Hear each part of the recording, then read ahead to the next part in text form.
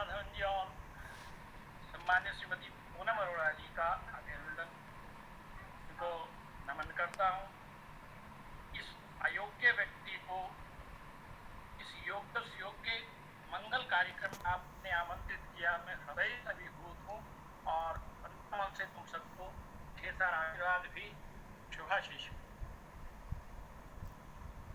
जो इस अवधि के बीच मतलब बहुत ज्यादा मुझे देखो, आपने मुझे स्लाइड बना दिया, इसमें आज मैं स्लाइड पर हूँ नहीं, और चूंकि मुझे ये मंच पर बैठना बोलना भी नहीं आता, लेकिन साधुवाद आपका धवन साहब और सम्माननीय अरोड़ा परिवार का कि जिन्होंने ये मंगल कार्य चला रखा और उसने मुझे भी सम्मिलित कर दिया।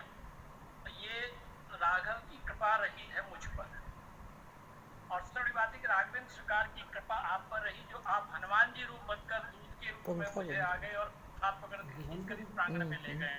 साधुवाद, साधुवाद, ढेर सारा साधुवाद आप। ये कोरोना काल की अवधि पर सूक्ष्म बात करते हैं। जो मंगल कार्य आप मातृ शक्तियों ने किया, मैं अब तक सोच रहा था ये जो 2 वर्ष की कोरोना काल की अवधि चली है, 2 महीने से जो इतना काल रूप लिए हुए थी, ये कैसे शांत हुई है। तो ये बात तो मुझे अब पता चली है कि हमारी मातृ शक्तियों ने मिलकर 2 मई से निरंतर ये अखंड अनुष्ठान सुंदरकांड का प्रारंभ किया हुआ है। अरे वाह, ये किसी और का नहीं, ये तो आपने जो मिलकर मातृ शक्ति, और मुझे अब तक यही लगा है कि जब मातृ शक्ति कुछ ठान लेती है, निश्चित रूप से स्थिति परिवर्तित करती है। जब जब भी ऐसी स्थितियां बनी है, तब तब भगवती पराम्बा ने भी विकराल रूप धारण करके जब संगठित हुई है, भगवती ने जब चाहा है, यदि रूप धारण किया है, तो निश्चित रूप से स्थितियां परिवर्तित हो गई हैं। तो मैं साधुवाद सारी मातृ शक्ति को देना चाहूंगा, जिन्होंने ये निरंतर अखंड अनुष्ठान प्रारंभ किया। मुझे जानकारी मिल रही थी, लेकिन मेरा ये सौभाग्य रहा कि सम्मानीय धवन जी ने आमंत्रित किया इस विषय पर और मुझे बताया। तब मुझे पता चला कि जो कोरोना का विकराल रूप जो था, ये जो ठीक हो रहा है धीरे धीरे धीरे, तो ये तो आप लोगों की मातृ शक्ति है जो मिलकर हनुमान को धरती पर बुला रखा था, ये उससे ठीक हो रहा है। जिसके लिए आज डॉक्टर भी, जिसके लिए वैज्ञानिक भी आज बात को कह रहे हैं कि कितना भी कुछ कर ले, लेकिन परमात्मा की कृपा के बिना कुछ नहीं होता। ये जो सिमरन आपने किया, श्री रामचरितमानस की एक एक चौपाई अपने आप में यम मंत्र और तंत्र है, लेकिन श्री रामचरितमानस का जो एक कांड सुंदर कांड है, वो अपने आप में इतना बलशाली है, उसकी तुलना नहीं। और आपने उसे ही पकड़ा, उसी का श्रवण पठन पाठन सब कराया, घर घर तक पहुंचाया, कितना पुण्य कर्म किया। और साधुवाद एक और देना चाहता हूं कि इस जो काल ने विनाश की लीला रचने की और तैयारी कर दी थी, इसके लिए भी मैं आप ही को साधुवाद देना चाहूंगा, जिन्होंने मिलकर इस सुंदरकांड कल्प से ये सब किया। संगठन की जो शक्ति है, जब एक पार्ट होता है उसका फल, और जब सहस्त्रों पार्ट होते उसका फल फिर से। और इसी क्रम में एक चीज कहना चाहूंगा, अपने जन्म काल से जब भी मुख संभाल कर महाराज जी के सानिध्य में जो भी आज तक मंगल कर्म किया होगा, जो भी पूजा कर्म किया होगा, उसका जो फल मेरी आराध्य भगवती पराम्बा ने मुझे एक पल का दिया होगा, तो मैं मां से प्रार्थना करता हूँ वो सारा फल आप सब मातृ शक्तियों को मिले, जो इतना बड़ा मंगल कार्य इस राष्ट्र के कल्याण के लिए। छोटी सी बात है, आप इस अवधि में पिछले 2 महीने से सिर्फ एक चीज देखने में मिली है कि लोग इस बीमारी से, इस रोग से शायद इतने काल के ग्रास नहीं बने होंगे जितने भय से बने। जितने हम लोग इसमें जुड़े हुए हैं, कहीं ना कहीं हमारा कोई चिर परिचित, जितने भी हम लोग इस मीटिंग में जुड़े हुए हैं, उनका कोई ना कोई परिचित कहीं ना कहीं जानकारी में, संबंध में, रिश्तेदारी में, इष्ट मित्र में, बंधु में, अड़ोस पड़ोस में कहीं ना कहीं कोई काल का ग्रास बना है। उसमें से कुछ लोग इस व्याधि से गए हैं और कुछ लोग भय से गए। मैंने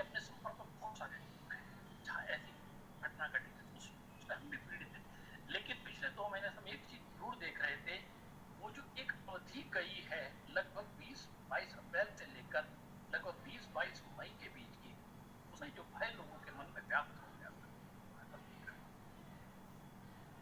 उस अवधि के बीच में आपने जो सुंदरकांड का प्रारंभ किया, निसंदेह ये बड़ा सराहनीय प्रयास था, ये बड़ा धर्ममय प्रयास था कि मनोबल बढ़ाना ही सबसे बड़ी बात थी। इस अवधि में लोगों का मनोबल टूटा है, और जब मनोबल टूट जाता है तो सारी स्थिति, तभी आप सुंदरकांड एक छोटी सी बात, जिस व्यक्ति ने किसी का मनोबल बढ़ा दिया वो हर परिस्थिति से लड़ सकता है। मन के हारे हार है और मन के जीत। जब मन में कुछ भी हो जाए, जीवन में कुछ भी हो जाए, पर कभी भी मनोबल नहीं टूटे। मानस में जो आप पढ़ रहे थे कि छोटा सा एक सार स्वरूप इतना बात की मनोबल की कितनी बड़ी बात है। जब लंका पहुंचने की बात हुई, सब सेना इकट्ठी, इसका सार सूक्ष्म था। आप लोग सब विद्वान जो लोग प्रतिदिन सुंदरकांड पढ़ रहे हैं उनको कुछ बताने की जरूरत नहीं है, लेकिन फिर भी उसका संक्षिप्त सा सार। जब वहां पहुंच गए, लंका के द्वार पर गए, लंका में दूध भेजने की बात हुई तो सबने कहा कि भाई अब लंका में किसको भेजा जाए, तो सबने एक ही बात कह दी कि हनुमान जी को भेज दो। हनुमान जी पहले गए थे, लंका को जलाकर आ गए थे और रावण के सब लोग डरे हुए होंगे। तो जामवंत जी उसमें सबसे वयोवृद्ध भी थे, बीवी भी थे, धिकारिज्ञ थे। उन्होंने कहा कि नहीं नहीं ऐसा नहीं, अगर हमने हनुमान जी को भेज दिया तो रावण इतना बुद्धिजीवी है कि समझ जाएगा कि अब राम की सेना में और कोई ऐसा व्यक्तित्व तो नहीं है क्योंकि हाँ, हनुमान जी की बात मान ली गई। भाई फिर किसको भेजे? ये दृष्टांत आप सबने सुना है, आप सब जानते हैं, मुझे बताने की जरूरत नहीं। लेकिन चूंकि आज विषय उसी विषय का है, क्योंकि साधुवाद मैं आपको इसलिए देना चाह रहा हूँ क्योंकि बहुत सारे लोगों से एक बात सुनने को मिल रही थी कि कुछ मातृशक्ति मंडल संध्या काल में सुंदरकांड का पाठ कर रहे हैं, सुंदरकांड का पाठ कर रहे हैं, जो मुझे बहुत अच्छा लग रहा था सुनने में, बड़ा आनंद आ रहा था, बहुत बढ़िया बात थी। लेकिन ये मुझे क्या पता था कि मेरा भाग्य भी ऐसे उदय हो जाएगा कि सम्मान्य श्री धर्म जी मुझे भी इस मंडल में प्रवेश करा देंगे। निश्चित रूप से कहीं ना कहीं आप मेरे लिए हनुमान बनकर आए हैं जो मुझे भी इसमें प्रवेश करा। तो भाई किसको भेजे? जामवंत जी ने कहा कि अंगद को भेज देते हैं, और अंगद कोई अस्त्र भी लेकर नहीं जाएगा, कोई शस्त्र नहीं लेकर जाएगा, सिर्फ अपनी बात से मनोबल। अब हमें उस लंका में कोई विध्वंस नहीं करना है, अब हमें तो लंका में जाकर उनके सैनिकों का, लंका वासियों का और लंकापति का सिर्फ मनोबल तोड़ना है और कुछ नहीं करना है। आप विधिवत जानते हैं कि अंगद जी मुख्य द्वार पर जाते हैं तो वो कोई हथियार वगैरह नहीं लेते, वो तो सीधे प्रवेश करते हैं, और जब द्वार खुलता है तो एक ही बात पूछते हैं, कहाँ है भाई तुम्हारा रावण? अच्छे अच्छे कथाकारों ने अपने ढंग से बताई ये बात कि भाई कहाँ है तुम्हारा रावण। अब कोई एक व्यक्ति आकर द्वार पर इतनी बात पूछ ले। अब कुछ दिन पहले तो वो सैनिक लोग पिटे थे हनुमान जी से, अब एक व्यक्ति और बानर आ गया है, आदि तो हवा वैसे ही खराब हो गई कि भाई अब जब अंदर गए तब आपको फिर पता है कि क्या क्या, कभी उन्होंने अपना पैर जमाया, कभी कुछ की। ये शॉर्ट में इसलिए कहना चाह रहा हूँ कि सब आप मानस में पढ़ रहे हैं, आप सुंदरकांड में पढ़ रहे हैं। सिर्फ अंगद जी को इसीलिए भेजा गया था कि सिर्फ आप जो है अपना मनोबल घटाने के लिए रावण का, रावण की सेना का, रावण के सब अनुयायियों का, जो लंकापति में के साथ जो लंका में रहने वाले लोग थे, उन सबका मनोबल कैसे घटाया जाए, ये करने के लिए अंगद को भेजा था। और अंगद ने कोई अस्त्र शस्त्र का प्रयोग नहीं किया। हनुमान जी तो लंका विध्वंस करके भी आए थे, अंगद ने कुछ नहीं किया। अंगद ने तो अपनी बात से, वाणी से सिर्फ और सिर्फ रावण सहित रावण के समस्त अनुयायियों का मनोबल तोड़ा। ऐसी विषम परिस्थिति में मुझे लग रहा था कि पिछले उन 2 महीनों के काल के इतिहास में सब लोगों का मनोबल भयभीत होता है, मनोबल रहा है।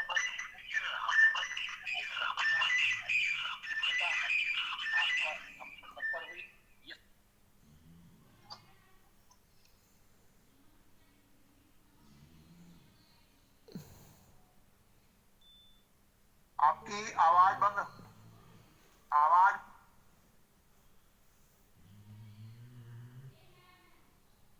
साउंड का स्पीकर ऑन कर लीजिए।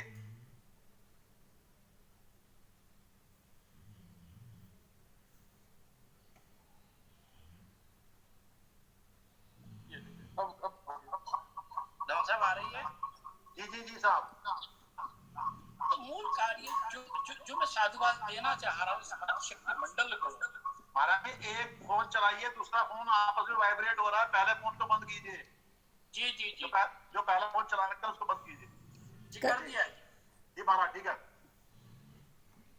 जी बंद हो गया। तो मूल बात यही कि भाई मनोबल बढ़ा। मैं साधुवाद देना चाहता हूँ आप सब मातृशक्ति को हृदय से कि आपने ऐसी परिस्थिति में कैसे जनता का सब लोगों को धर्म के क्षेत्र में, जिसके लिए जो वैज्ञानिक लोग नहीं स्वीकार करते थे, जो डॉक्टर लोग स्वीकार नहीं करते थे, आपने देखा होगा के माध्यम से कि एम्स के डॉक्टर, गंगा राम हॉस्पिटल के डॉक्टर निकलते हैं बाहर आकर घर घर जाकर प्रचार प्रसार कर रहे हैं कि हनुमान चालीसा का पाठ करें, सूर्य को अर्घ दें, गायत्री मंत्र का जाप करें। मुझे लगता है कि ऐसी विषम परिस्थिति में अगर किसी ने कोई बहुत श्रेष्ठ कार्य किया तो आपने किया, इसके लिए हृदय से साधुवाद, धन्यवाद। और मंगलाचरण के साथ मंगल में शुभाशीष भी। इसी प्रक्रिया में एक बात और कि सुंदरकांड अपने आप में श्री रामचरितमानस का वो खंड है जिससे हम अपने मनोरथ की सिद्धि कर सकते हैं, मनोरथ कुछ भी। दूसरी बात, कलयुग के अंदर सिमरन का जितना महत्व है वो और किसी विषय का नहीं। आपने जो जो चीज चुनी, ये सत्य बात है कि आप सबके बीच में भगवान राघवेंद्र सरकार आकर बैठ गए आपके हृदय में और हनुमान जी ने आपको दिशा निर्देश कर दिया। आपने ऐसी परिस्थिति में ऐसा चुनाव कर लिया कि जो सारी विपत्ति को हरने के लिए एक ही कार्य बहुत था, वो था सुंदरकांड का।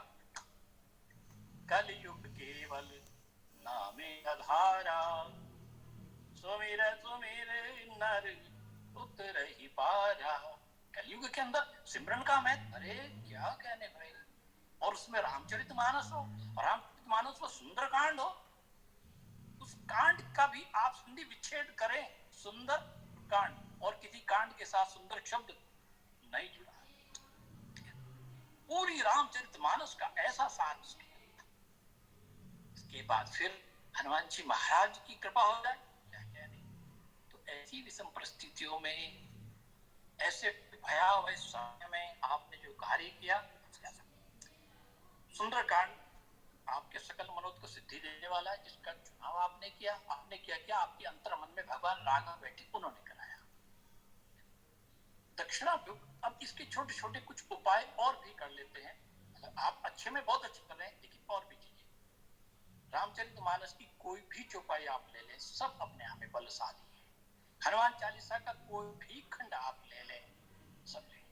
लेकिन रामचरितमानस की एक चौपाई, नासै रोग हरै सब पीरा, जपत निरंतर हनुमत बीरा, एक ऐसी चौपाई जो सकल कामना को सिद्धि देते, सकल रोगों को निवृत्ति दे।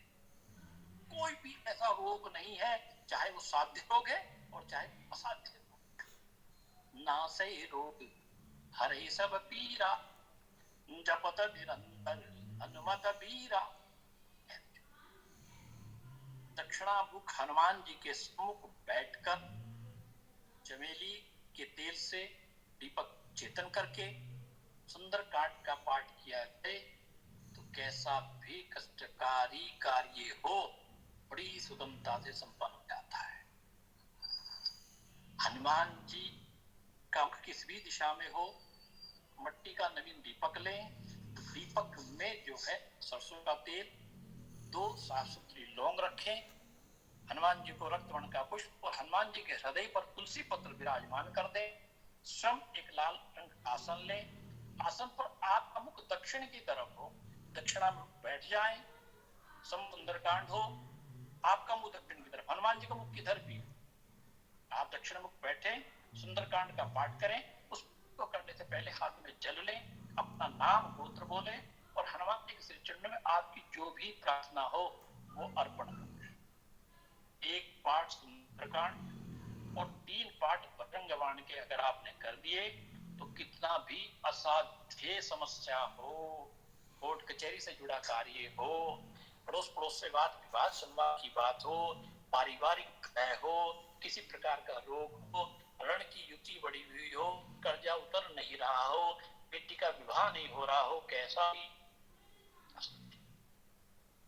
आप इसे करें निश्चित रूप से। सवा महा अखंड अगर आप करते हैं, 40 दिन तक निरंतर करते हैं, तो मेरा ऐसा दृढ़ विश्वास है कि हनुमान जी महाराज शायद आपको स्वयं आकर किसी ना किसी रूप में संकेत दे देंगे कि आप चाहते क्या और होना क्या।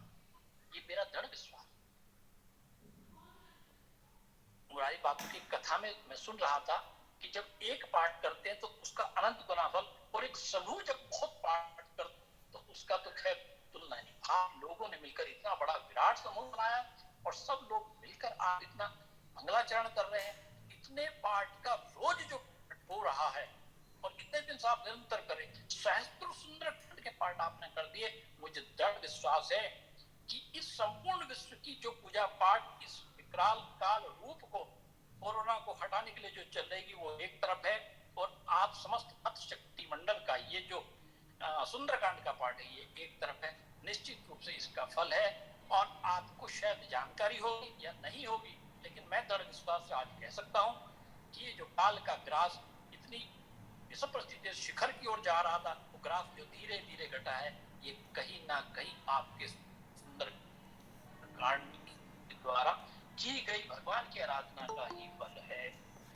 हृदय से साधुवाद है आपको, हृदय से साधुवाद है। इस पर निरंतर अभी तो हम लोग, दूसरी बात, जब कोई हम पूजा अपने लिए करते हैं, कोई भी आराधना हम अपने लिए या अपनों के लिए, अपनों से मेरा मतलब अपने परिवार के लिए, भाई बंधु के लिए, बच्चों के लिए करते हैं, तो परमात्मा देखता है कि ये अनुष्ठान इसका सकाम है, स्वार्थ के हित है, तो परमात्मा फल तो देता है, लेकिन उसमें उतना ही फल देता है जितने की हमारी डिमांड होती है, जितने की हमारी इच्छा होती है। उसको पता है कि ये व्यक्ति अपने परिवार के हित के कल्याण की बात कर रहा है। लेकिन आप तो साधुवाद के पात्र हो, आप सब मातृ शक्तियों ने मिलकर राष्ट्र नहीं संपूर्ण विश्व के कल्याण के लिए जो बीड़ा उठाया है, तो ध्यान रखना विश्व का तो कल्याण होगा ही होगा, लेकिन जितनी मातृ शक्तियां इस अनुष्ठान में जुड़ी हुई हैं उन सबको भी इसका अनंत कोटि फल मिलेगा। ये मैं दृढ़ विश्वास के साथ कह सकता हूँ। बहुत अच्छा अनुष्ठान, बहुत अच्छा अनुष्ठान, बहुत अच्छा अनुष्ठान आपने किया है। मतलब मेरे पास शब्द नहीं है इसमें जुड़ने के लिए कि मैं योग्य नहीं था, लेकिन मुझे जैसे अयोग्य व्यक्ति को भी आपने योग्य व्यक्ति में सम्मिलित कर दिया, तो बड़ी कृपा करी। सम्माननीय धर्म जी, वंदनीय हमारी धनभाभी जी और सम्माननीय वंदनीय श्रीमती अरोड़ा जी, जो इस गाड़ी का इंजन बनी हुई है, सब लोगों को जोड़ रही हैं, इनको परमात्मा एक एक्स्ट्रा फल देगा क्योंकि सबको इन्होंने जोड़ रखा है, इनको एक अतिरिक्त फल भी मिलेगा। लेकिन साधुवाद उन सारी मातृ शक्तियों को हनुमान जी महाराज पूर्ण कृपा करें।